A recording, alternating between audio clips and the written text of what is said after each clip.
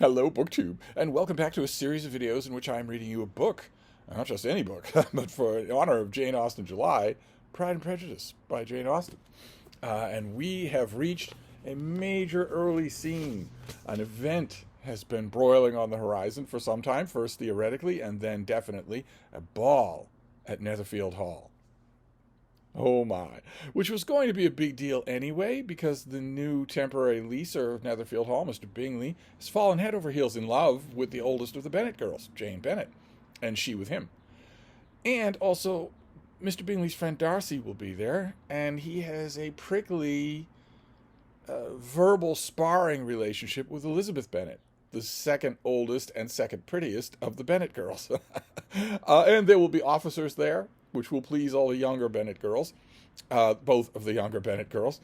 And in addition to that, there's been a new addition to Meryton in the form, the luscious form of Mr. Wickham, who has bought a commission in the regiment and is now in the neighborhood, and who has revealed to Elizabeth, with no prompting from herself, his long and troubled history with Mr. Darcy, that Mr. Darcy has hated him from boyhood, that he has cheated him out of a lucrative living that would otherwise have been his, that he, Mr. Wickham, was a favorite of Mr. Darcy's father, his late father. We are expecting the ball at Netherfield to bring all these things to a head. Darcy will be there. Bingley will be there for Jane to dote over and for him to dote over her. There'll be lots of other presumably eligible young men to be there, and also Wickham will be there, presumably to confront Darcy. That is naturally of interest to Elizabeth, who doesn't like Darcy, hasn't liked him from the beginning, and now thinks she has ample reason to dislike him. So we'll move on. Now we get the ball itself. Now that the preliminaries are over, we get this chapter. Now it's a little longer. We'll warn you ahead of time. It's a little longer because Jane Austen gives us the whole ball in one chapter. So this is chapter 18. Till Elizabeth entered the drawing room at Netherfield and looked in vain for Mr. Wickham among the cluster of redcoats there assembled, a doubt of his being present had never occurred to her, nor to us. He doesn't appear immediately visible. The certainty of meeting him had not been checked by any of those recollections that might not unreasonably have alarmed her. She had dressed with more than usual care, and prepared in the highest spirits for the conquest of all that remained unsubdued of his heart, trusting that it was not more than might be won in the course of the evening. She's intent on conquering his heart. But in an instant arose the dreadful suspicion of his being purposely omitted by for Mr. Darcy's pleasure in the Bingley's invitation to the officers.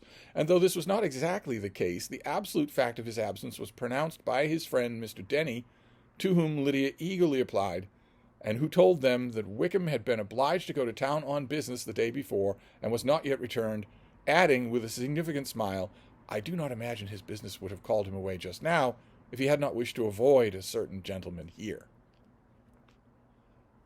Right, well, you're reading along here for the first time. You're disappointed that Wickham is not there. You might not right away remember something that he very pointedly tells Elizabeth, which is that if Darcy has a problem with me, he's going to have to quit the country because I'm not going to. This part of his intelligence, though, unheard by Lydia, was caught by Elizabeth. And as it assured her that Darcy was not less answerable for Wickham's absence than if her first surmise had been just, every feeling of displeasure against the former was so sharpened by immediate disappointment that she could hardly reply with tolerable civility to the polite inquiries which he directly afterwards approached her to make. Attention, forbearance, patience with Darcy was injury to Wickham. She was resolved against any sort of conversation with him, and turned away with a degree of ill humour which she could not wholly surmount even in speaking to Mr. Bingley, whose blind partiality provoked her. How can you know anything of this? How can you know anything about this guy and like him? Is what she's thinking. But Elizabeth was not formed for ill humour. No, she's not. And though every prospect of her own was destroyed for the evening, it could not dwell long on her spirits. And having told all her griefs to Charlotte Lucas, whom she had not seen for a week, she was soon able to make a voluntary transition to the oddities of her cousin, that is, Mr. Collins, and to point him out to her particular notice. The two first dances, however, brought a return of distress. They were dances of mortification. Mr. Collins, awkward and solemn, apologizing instead of attending, and often moving wrong without being aware of it, gave her all the shame and misery which a disagreeable partner for a couple of dances can give. The moment of her release from him was ecstasy. Oh my. She danced next with an officer, and had the refreshment of talking of Wickham, and of hearing that he was universally liked.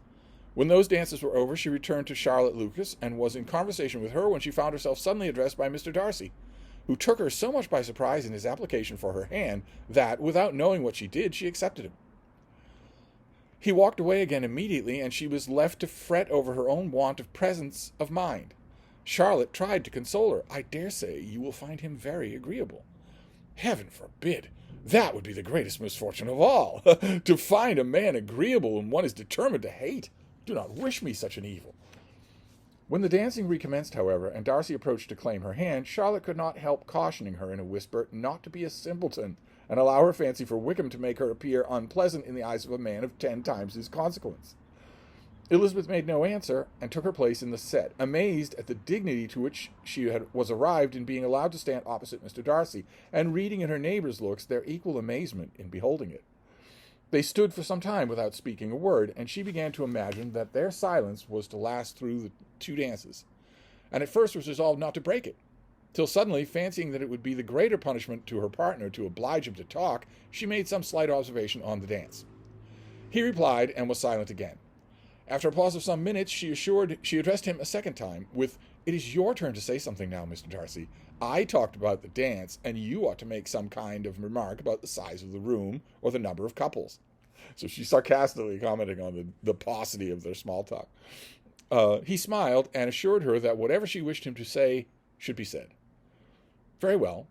That reply will do for the present. Perhaps by and by I may observe that private balls are much pleasanter than public ones, but now we may be silent." See, she's joking. He knows as well as she does the vapidity of usual conversation at these things. These are the exact things that people usually say. "Do you talk by rule, then, while you are dancing?" "Sometimes. One must speak a little, you know. It would look odd to be entirely silent for half an hour together, and yet, for the advantage of some, conversation ought to be so arranged that they may have the trouble of saying as little as possible." "Are you consulting your own feelings in the present case, or do you imagine that you are gratifying mine?" "Both," replied Elizabeth archly, "for I have always seen a great similarity in the turn of our minds." "Oh, you are so right." You don't know it, but you are so right. "We are each of us unsocial, taciturn disposition, unwilling to speak unless we expect to say something that will amaze the whole room, and be handed down to posterity with all the éclat of a proverb. This is no very striking resemblance of your own character, I am sure," said he. "How near it may be to mine, I cannot pretend to say. You think it is a faithful portrait, undoubtedly." "I must not decide on my own preference." He made no answer, and they were again silent till they had gone down the dance, when he asked her if she and her sisters did not very often walk to Meryton. She answered in the affirmative, and, unable to resist the temptation, added, "When you met us there the other day, we had just been forming a new acquaintance." The effect was immediate, and you know that's why he asked. Right. It's on both their minds. You know that's why he asked. The effect was immediate. A deeper shade of hauteur overspread his features, and he said not a word, and Elizabeth, though blaming herself for her own weakness, could not go on. At length Darcy spoke, and in a constrained manner said, "Mr. Wickham is blessed with such happy manners as may ensure his making friends. Whether he may be equally capable of retaining them is less certain." "He has been so unlucky as to lose your friendship," replied Elizabeth, with emphasis, "and in a manner which he is likely to suffer from all his life," meaning the loss of the living. Darcy made no answer, and seemed desirous of changing the subject. At the moment, Sir William Lucas appeared close to them, meaning to pass through the set to the other side of the room, but on perceiving Mr. Darcy, he stopped with a bow of superior courtesy to compliment him on his dancing and his partner. "I have been most highly gratified indeed, my dear sir. Such superior dancing as is not often seen. It is evident that you belong to the first circles. Allow me to say, however, that your fair partner does not disgrace you, and that I must hope to have this pleasure often repeated, especially when a certain desirable event, my dear Eliza," and here he looks at Jane and Bingley. He's thinking about their marriage, "shall take place. What congratulations will then flow in! I appeal to Mr. Darcy, but let me not interrupt you, sir. You will not thank me for detaining you from the bewitching converse of that young lady, whose bright eyes are also upbraiding me. Lucas is a little bit of a moron, but he's smart enough to know that they're both looking daggers at him for different reasons. But they're both looking daggers at him. Although you have to love that that implication on his part that the higher up in society you go, the better a dancer you will be. Every time I read that line in modern times, I immediately think of the famous photographs that were all over the Washington and New York newspapers of Princess Diana dancing with John Travolta and having a ball. Both of them. They made everyone else look dumb when they did it. And I was automatically thinking of that because she is, was the wife of the Prince of Wales, and he was this kid. But anyway. If I keep digressing, we'll never get through this chapter. It's a long one. The latter part of this address was scarcely heard by Darcy, but Sir William's allusion to his friend seemed to strike him forcibly, and his eyes were directed in a very serious expression towards Bingley and Jane, who were dancing together. Recovering himself, however, shortly, he turned to his partner and said, Sir William's interruption has made me forget what we were talking of. A very important little moment there. I don't think it had really sunk into Darcy until that moment, until he was able effectively to see it through someone else's eyes, through Mr. Lucas's eyes. I don't think it had really dawned on him until that moment that his friend Bingley is likely to marry into this family. I think he was just thinking of it as, we'll go to the country, we'll sport, we'll have some fun, we'll break up the ennui of the city, and then we'll go back, and we won't think about it again. I do not think we were speaking at all. Sir William could not have interrupted any two people in the room who had less to say for themselves. We have tried 2 or 3 subjects already without success, and what are we to talk about next, I cannot imagine. What think you of books? Said he, smiling. Where's Mary when you need her? Books? Oh, no, I am sure we never read the same, not with the same feelings. I am sorry you think so, but if that be the case, there can at least be no want of a subject. We may compare our different opinions. No, I cannot talk of books in a ballroom. My head is always full of something else. The present always occupies you in such scenes, does it? Said he, with a look of doubt. Yes, always, she replied, without knowing what she said, and for her thoughts had wandered far from the subject, as soon afterwards appeared by her suddenly exclaiming, I remember hearing you once say, Mr. Darcy, that you hardly ever forgave, that your resentment once created was unappeasable. You are very cautious, I suppose, in it being created. I am, said he, with a firm voice. And never allow yourself to be blinded by prejudice? I hope not. It is particularly incumbent on those who never change their opinion to be secure of judging properly at first. Elizabeth's commenting on Twitter. How fascinating, how prescient of her. May I ask to what these questions tend? Well, we know what they tend to. She has remembered and has now repeated to another person, but she remembers and now repeats it to him, what he said, which is that when he forms a negative opinion of someone, he never changes it. She is upbraiding him now by saying, well, that must mean that when you form a negative opinion of someone, you must be absolutely certain before you do. And he is asserting that he does, that he is certain when he does. Is she doubting? Is she wondering? Let's move on. Merely to illustration of your character, said she, endeavoring to shake off her gravity. I am trying to make it out. And what is your success? She shook her head. I do not get on at all. I hear such different accounts of you as puzzle me exceedingly. I can readily believe, answered he gravely, that report may vary greatly with respect to me, and I could wish, Miss Bennet, that you were not to sketch my character at the present moment, as there is reason to fear that the performance would reflect no credit on either. But if I do not take your likeness now, I may never have another opportunity. I would by no means suspend any pleasure of yours, he replied coldly. She said no more, and they went down the other dance and parted in silence, on each side dissatisfied, though not to an equal degree, for in Darcy's heart there was an intolerably powerful feeling towards her, which soon procured her pardon and directed all his anger against another. We know who that is, but he can't help it. The more she spars with him, the more she talks with him, the more she braids him, the more, in other words, that she gives him what no other woman has ever done. Look at all the simpering that he gets all around him, from men and women. We're going to see more world-class simpering just in this chapter. She doesn't do that. and has wonderful eyes, as we've now been told a few times. So he is falling for her, despite anything that he can think, and despite the fact that he knows that Wickham's already been at her. They had not long separated when Miss Bingley came towards her, and with an expression of civil disdain, thus accosted her. "So, Miss Eliza, I hear you are quite delighted with George Wickham. Your sister has been talking to me about him and asking me 1,000 questions, and I find that the young man forgot to tell you, among his other communications, that he was the son of old Wickham, the late Mr. Darcy's steward.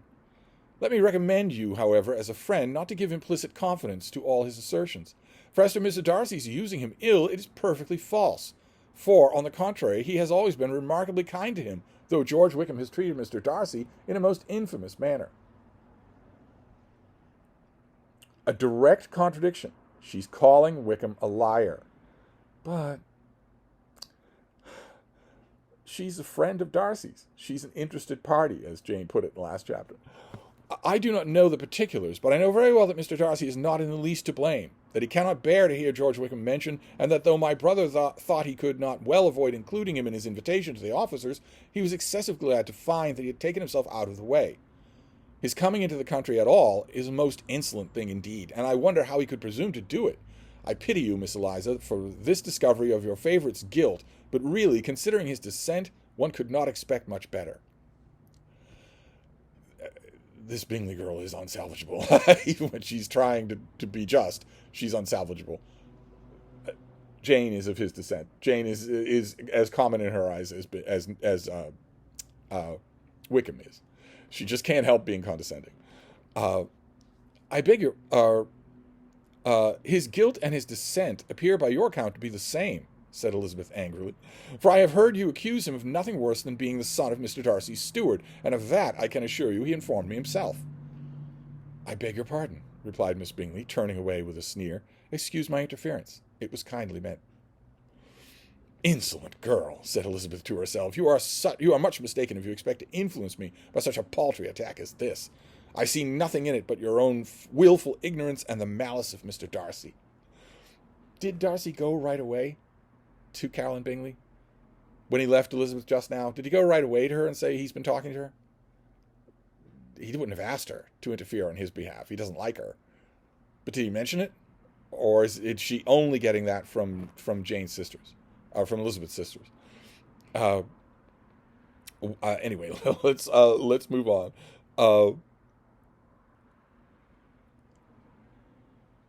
She then sought her eldest sister, who had undertaken to make inquiries on the same subject of Bingley.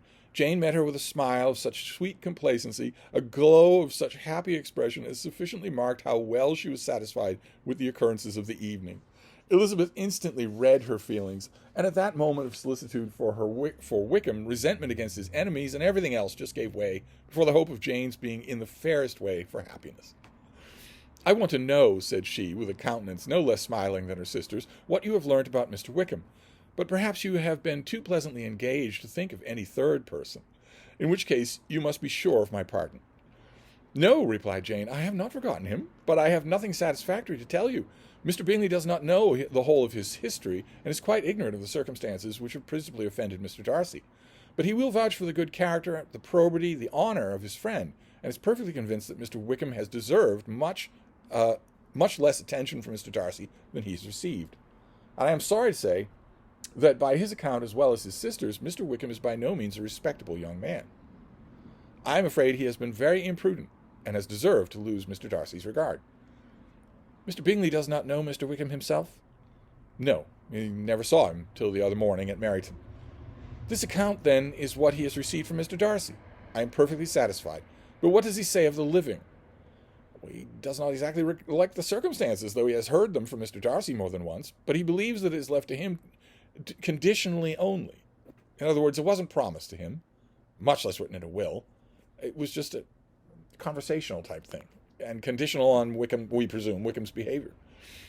I have no doubt of Mr. Bingley's sincerity, said Elizabeth warmly. You must excuse my not being convinced by the assurances only.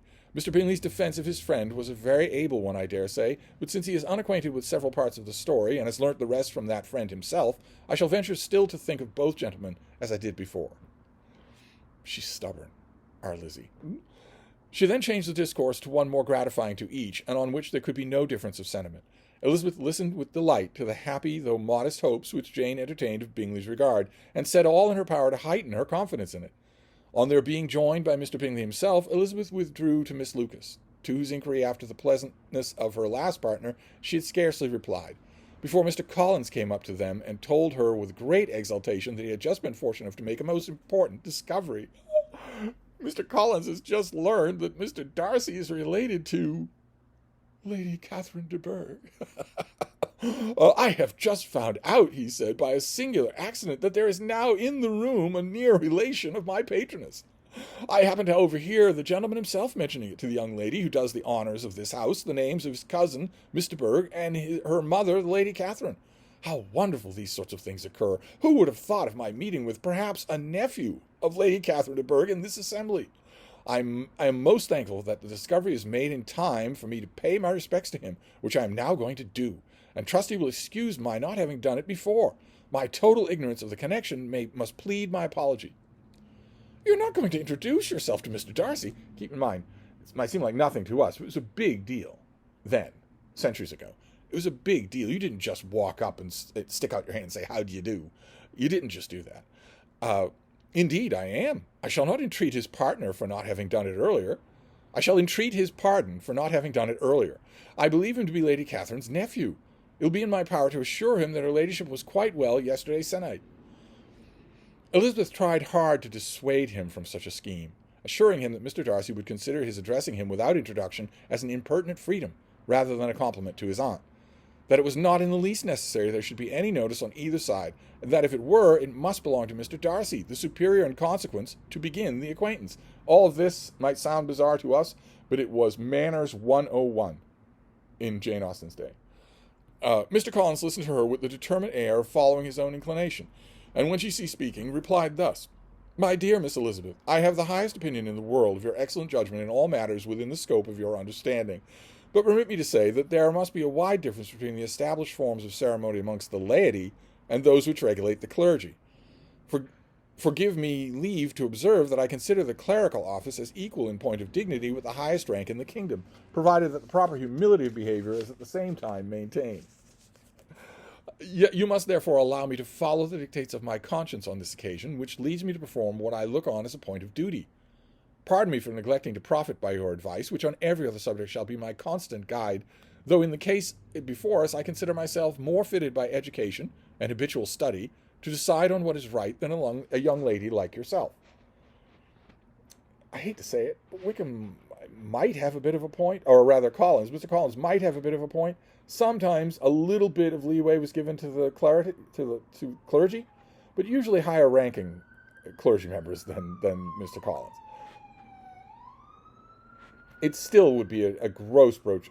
A bishop wouldn't need to worry about it. Not sticking his hand out, but making the acquaintance of Mr. Darcy without someone else introducing him first. But not Mr. Collins. But he's going to do it anyway. He's determined. And with a low bow, he left her to attack Mr. Darcy, whose reception of his advances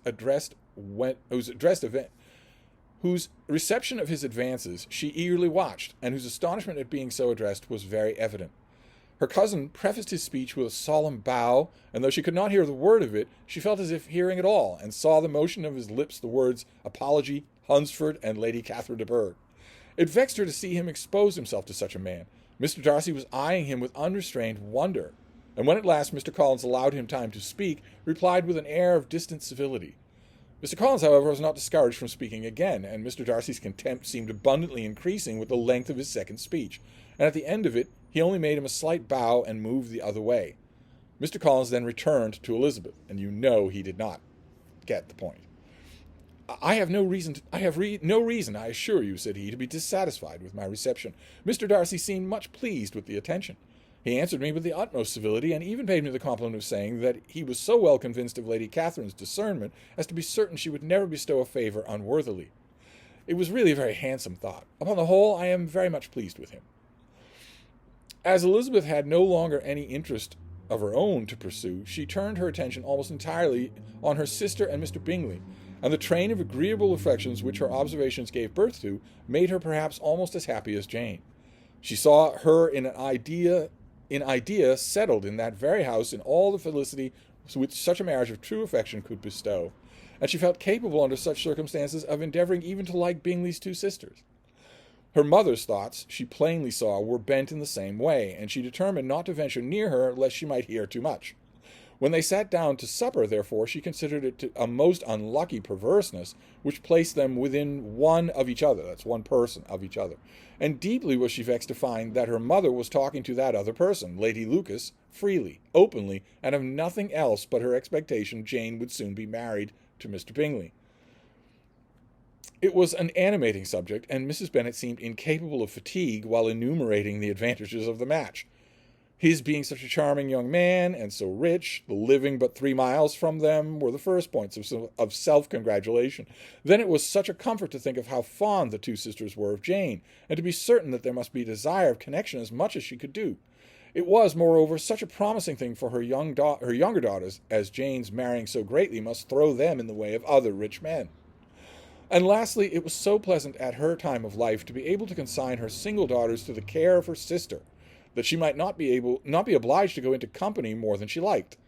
It was necessary to make this circumstance a matter of pleasure, because on such occasions it is etiquette.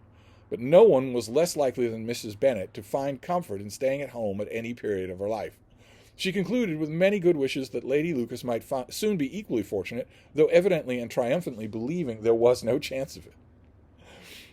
In vain did Elizabeth endeavour to check the rapidity of her mother's words, or persuade her to describe her felicity in a less audible whisper, for to her inexpressible vexation she could perceive that the chief of it was overheard by Mr. Darcy, who sat opposite to them.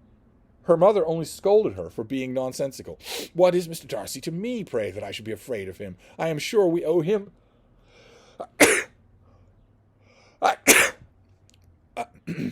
I am sure we owe him no such particular civility as to be obliged to say nothing that he might not like to hear." Again, you can read this more innocently than it's being told to us. Darcy may be overhearing, but it's possible that he's trying to, and that Mrs. Bennet isn't speaking in all that audible a whisper.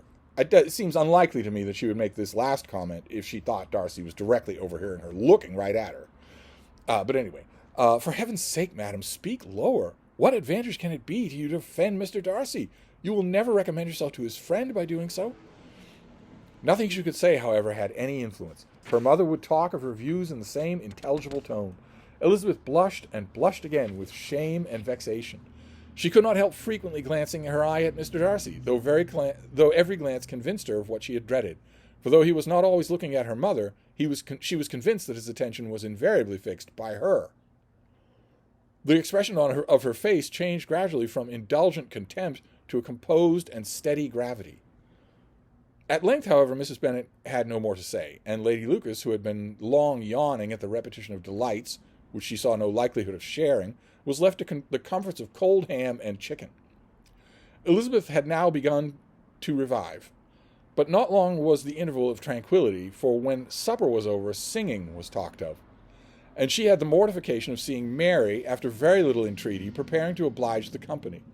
By many significant looks and silent entreaties did she endeavour to prevent such a proof of complaisance, but in vain. Mary would not understand them. Such an opportunity of exhibiting was delightful to her, and she began her song.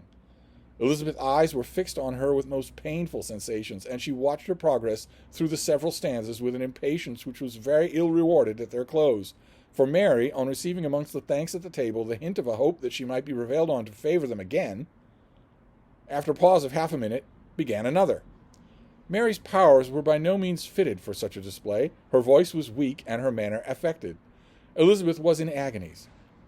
She looked at Jane to see how she bore it, but Jane was very composedly talking to Mr. Bingley. She looked at her two sisters and saw them making signs of derision at each other, and at Darcy, who continued, however, impenetrably grave. She looked at her father to entreat his interference, lest Mary should be singing all night. He took the hint, and when Mary had finished her second song, said aloud, "That will do extremely well, child. You have delighted us long enough. Let the other young ladies have time to exhibit." First we've heard that Mr. Bennet is even there. Mary, though pretending not to hear, was somewhat disconcerted, and Elizabeth, sorry for her, and sorry for her father's speech, was afraid her anxiety had done no good. Others of the party were now applied to. Nothing to be ashamed of. Mr. Bennet's admonition here is the gentlest thing possible. And notice I'm not defending Mary's singing ability. I have my limits. If I, said Mr. Collins, were so fortunate as to be able to sing, I should have great pleasure, I am sure, in obliging the company with an air.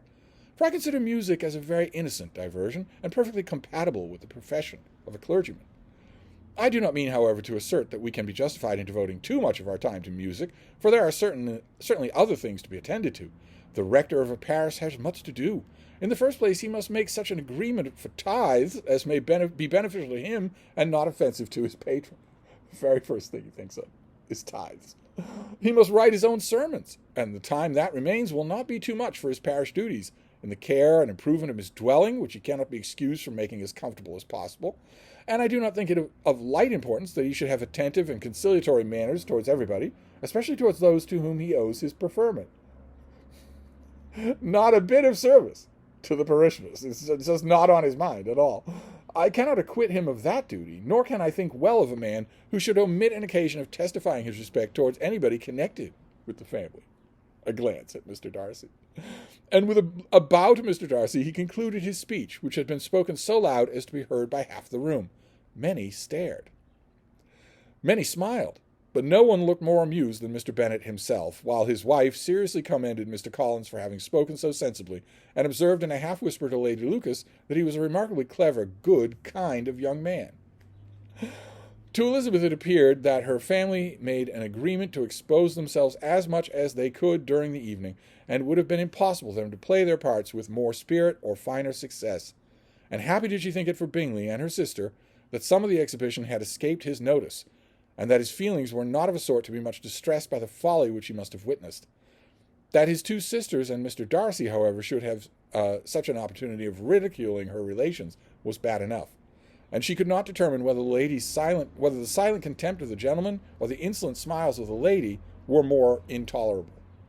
In other words, the Bennet family has not made a splash at the Netherfield ball. Mrs. Bennet, the younger sisters, Mary, they have not. Elizabeth has stood by and been serially humiliated, at least in her view, by how her family is behaving, and her blushing certainty that everyone in the room must be noticing it. Although, notice, Darcy is not showing any kind of derision, just intensity. What he's thinking and who he's thinking it about, he's keeping to himself. The rest of the evening brought her little amusement.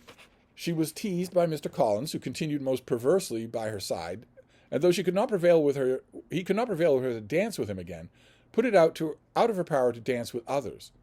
In vain did she entreat him to stand up with somebody else, and offer to introduce him by saying, but to any young lady in the room.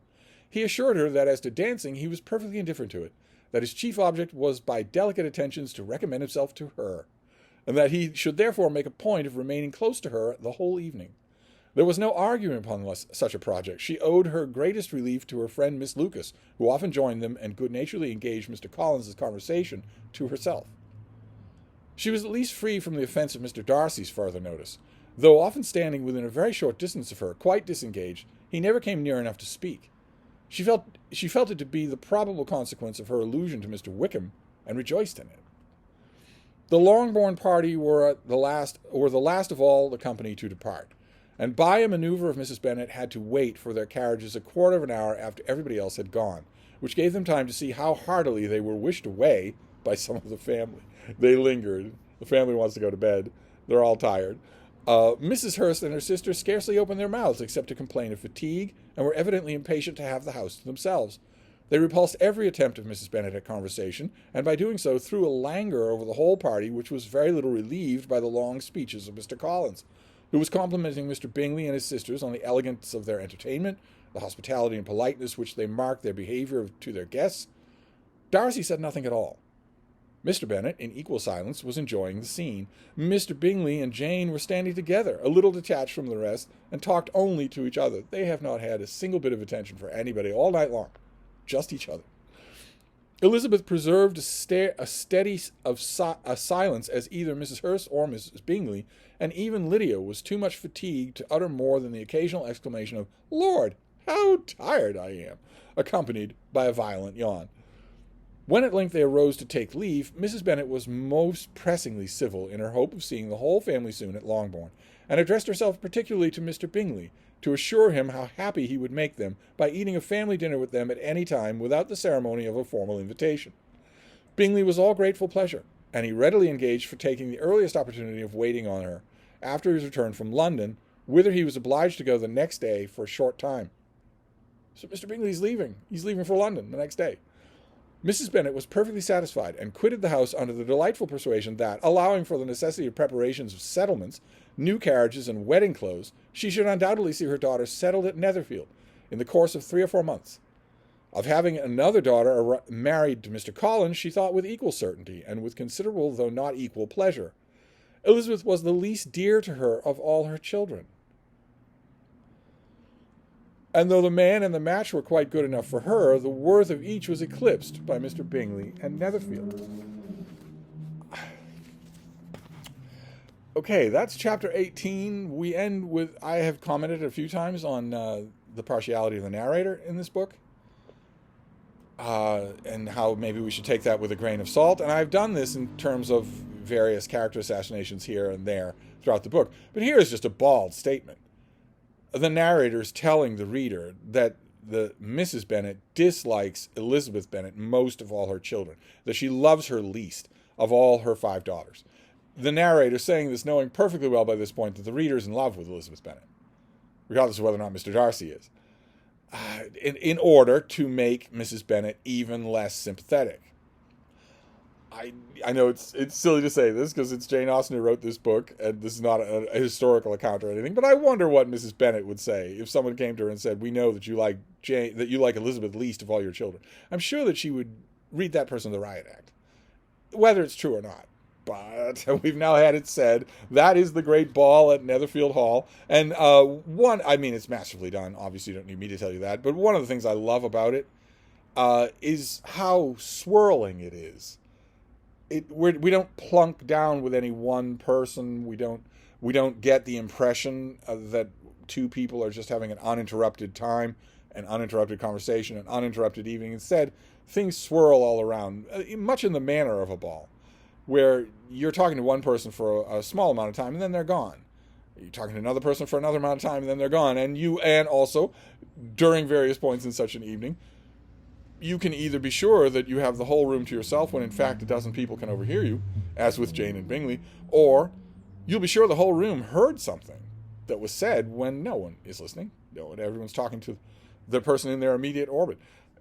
I think that it becomes a more masterful scene the more you think about it, the more you dig into it. But now the ball is done. And what are the takeaways? Well, there are many. More than we can list in one video. Elizabeth has confronted Darcy directly about Mr. Wickham. Elizabeth herself has also been confronted about Mr. Wickham. Caroline Bingley has told her that the story that Wickham told you is false. I don't know exactly what that story is, but anything he told you that reflects well on him and poor on Darcy is false. And Jane has also weighed in and said, well, from what I've heard, any story that he told you that's against Darcy is probably false. Elizabeth is refusing to believe it, any of it, because it's all coming from Darcy, and she doesn't trust him. So that's the main import here, is that we have a real good reason to understand why Darcy is looking so grave after their conversation about Mr. Wickham. It takes a minute or two for it to really sink in on him what that means, and now it is sinking in on him, and he stares at her the whole evening, but he says nothing. Very, very good stuff. So there you go. We'll wrap this up and we'll move on next time. Thank you, BookTube.